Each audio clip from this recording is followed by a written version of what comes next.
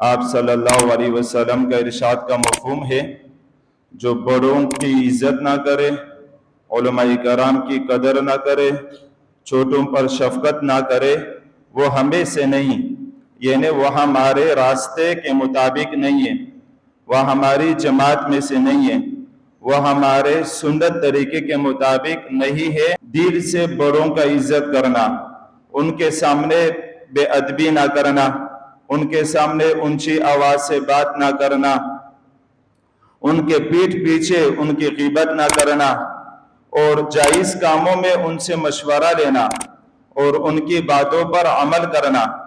چھوٹوں پر شفقت کیا ہے؟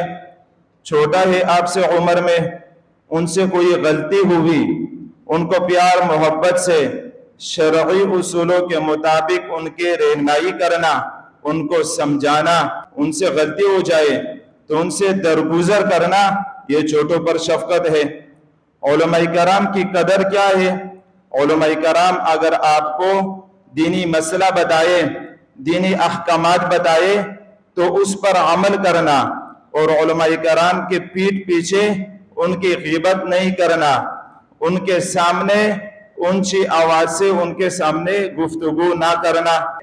تو آپ صلی اللہ علیہ وسلم نے فرمایا، جو بڑوں کی عزت نہ کرے، علماء کرام کی قدر نہ کرے، چھوٹوں پر شفقت نہ کرے، وہ ہمیں سے نہیں، وہ ہمارے طریقے کے مطابق نہیں ہے۔